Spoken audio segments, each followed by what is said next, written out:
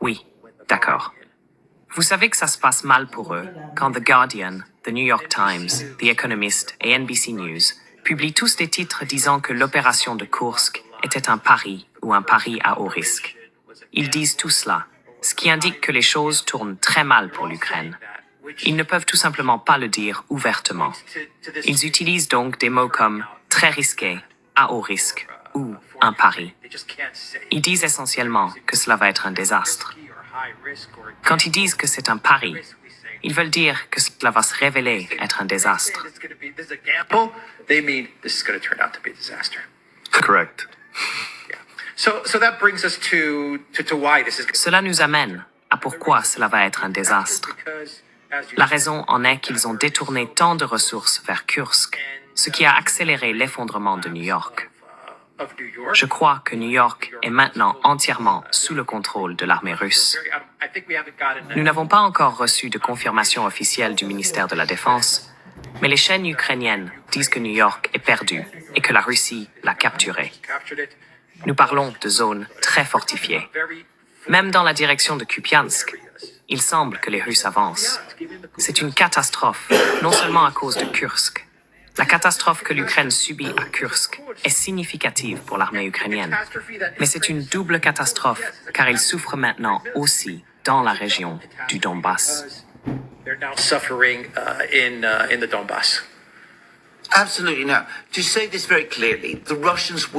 Absolument.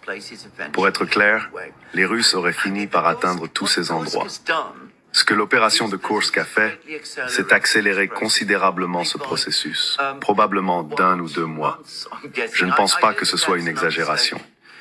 Si les forces envoyées à Kursk avaient été déployées pour défendre Toretsk, ou peut-être plus important encore, Pokrovsk et la région environnante, la situation aurait considérablement ralenti. Les Ukrainiens auraient pu accomplir quelque chose, mais ils ne l'ont pas fait. En conséquence, tous ces lieux clés sont maintenant en danger d'effondrement.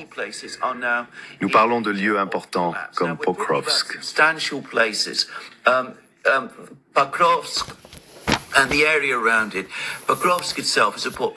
Et la zone autour, Pokrovsk elle-même, a une population d'environ 60 000 habitants. Si vous regardez la plus grande conurbation de Pokrovsk, vous parlez d'environ 100 000 personnes. Apparemment, les défenses sont très désorganisées autour de Pokrovsk. Les Russes ont fait d'énormes progrès. Ils sont maintenant littéralement à 2 ou 3 kilomètres de Mirnograd à certains endroits. Certains disent à environ 5 kilomètres de Pokrovsk elle-même. Mais Pokrovsk est le principal, le plus important centre d'approvisionnement et logistique de l'armée ukrainienne dans tout le Donbass. Il est maintenant en danger et pourrait bien tomber. Il y a aussi de plus petits centres logistiques à proximité, Selidovo étant l'un d'eux. Les Russes sont apparemment à 2 kilomètres de Selidovo également.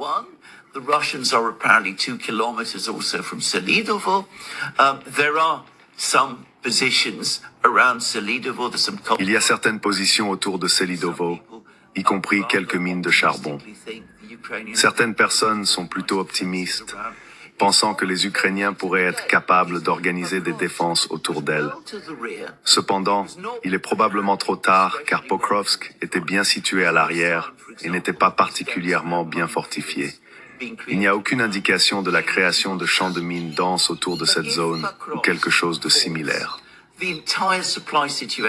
Si Pokrovsk tombe, toute la situation d'approvisionnement pour l'Ukraine commence à s'effondrer à travers le Donbass. La principale route d'approvisionnement depuis Dnipro, la grande ville industrielle sur le fleuve Dniepr, serait coupée. Les forces ukrainiennes feraient alors face à une crise opérationnelle massive. De plus, les Russes pourraient également couper les routes à l'est de Pokrovsk.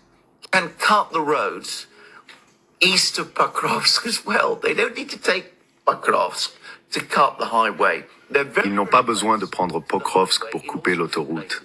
Ils sont très proches de l'autoroute à divers endroits. Mais s'ils prennent Pokrovsk, ils ne se contenteront pas de couper l'autoroute.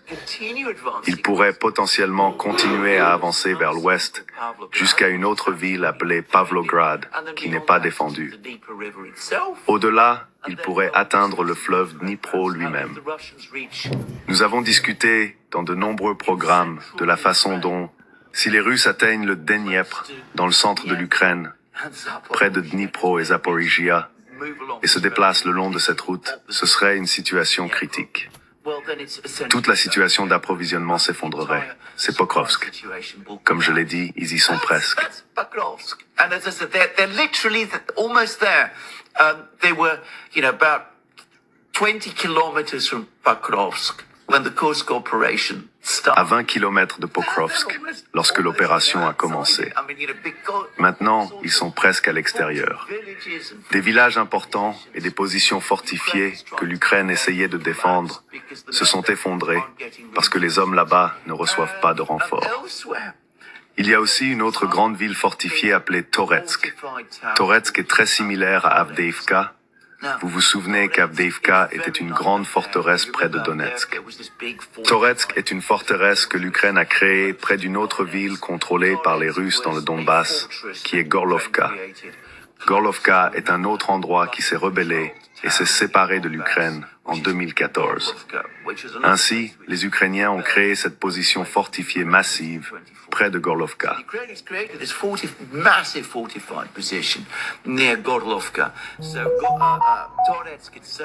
Toretsk lui-même est très fortement fortifié.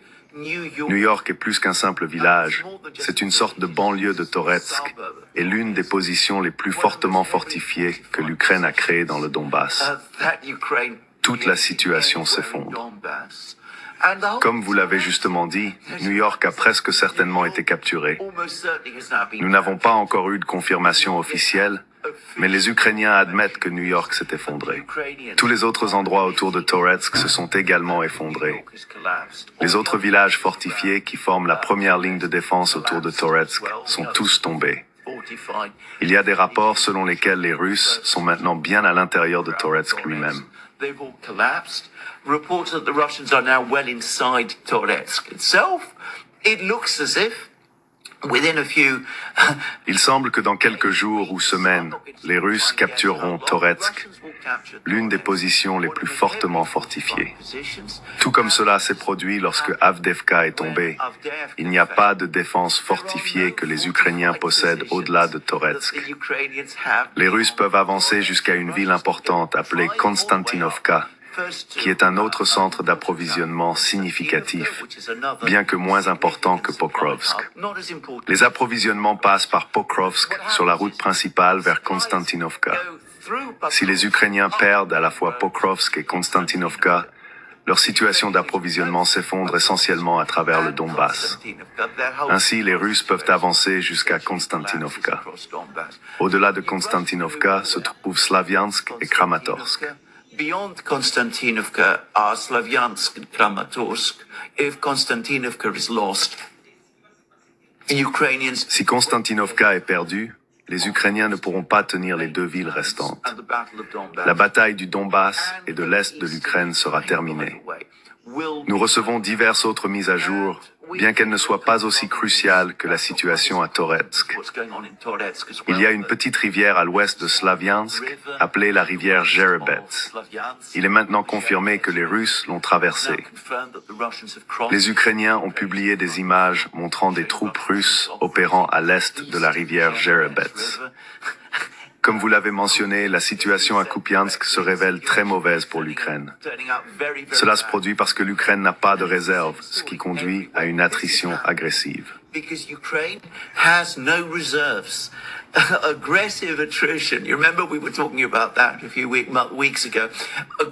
Vous vous souvenez que nous en parlions il y a quelques semaines. L'attrition agressive a considérablement réduit l'armée ukrainienne. Les réserves sont épuisées. Au lieu de conserver les réserves et d'essayer de tenir des positions importantes, ils auraient dû gagner plus de temps et développer une stratégie diplomatique. Cependant, Zelensky, Syrski, Budanov et d'autres ont envoyé les réserves qu'ils avaient dans une aventure imprudente à Koursk. Les soldats ukrainiens, et finalement l'Ukraine, en payent le prix. Cette situation est existentielle. Si les événements continuent comme ils le sont dans le Donbass, nous pourrions assister à un effondrement militaire très bientôt, possiblement avant l'élection américaine en novembre. Very soon, before the election in the United States in November.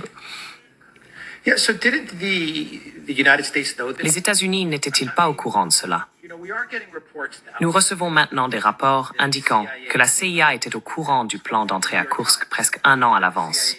Cette information provient du New York Times, qui affirme que la CIA connaissait le plan, bien qu'elle ne connaissait pas le moment exact ni les détails.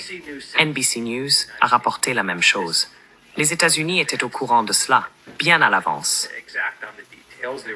Mais ils n'étaient pas clairs sur les spécificités. Ils ont été tenus dans l'ignorance de la manière dont tout cela se déroulerait.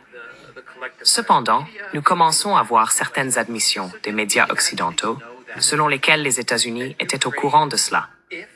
Alors les États-Unis ne se rendaient-ils pas compte que si l'Ukraine entrait à Koursk, ils devraient fournir une surveillance, des informations et une stratégie pour l'opération? Some sort of surveillance and information and strategy in this operation. I mean, it's naive to believe that the United States. Je veux dire, c'est naïf de croire que les États-Unis et l'OTAN n'ont pas fourni d'aide à l'Ukraine.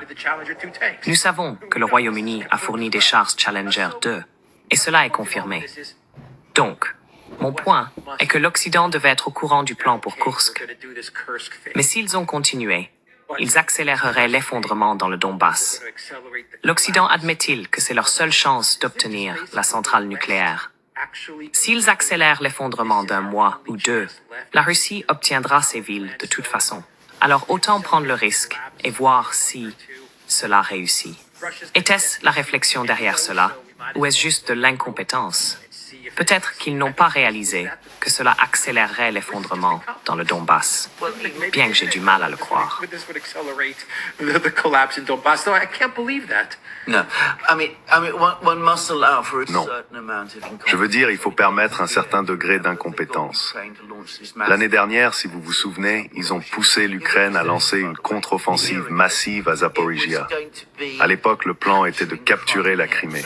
Cela devait être le coup de grâce pour choquer les Russes et les amener à négocier, créer une crise à Moscou et forcer Poutine à démissionner. Mais cela n'a pas fonctionné. Donc, il semble qu'à partir d'un certain moment l'année dernière, quand il est devenu clair que l'offensive allait échouer, ils ont commencé à développer un nouveau plan. Le nouveau plan était de s'emparer de la centrale électrique, de regrouper les troupes après les pertes subies lors de l'offensive d'été et de les entraîner pour lancer cette nouvelle offensive. Cela a évidemment pris beaucoup de temps. To launch this new offensive, it's obviously taken a long time. And in the meantime, as you rightly say, everything else. Et entre-temps, comme vous le dites à juste titre, tout le reste s'effondre autour d'eux. Ils réalisent maintenant que la Crimée est hors de portée. Ils ne peuvent absolument pas prendre la Crimée. Mais l'objectif reste le même. Provoquer une crise à Moscou et entraîner l'effondrement du gouvernement de Poutine. Vous ne pouvez pas le faire en capturant la Crimée et la guerre est perdue partout ailleurs. Alors, comment allez-vous le faire?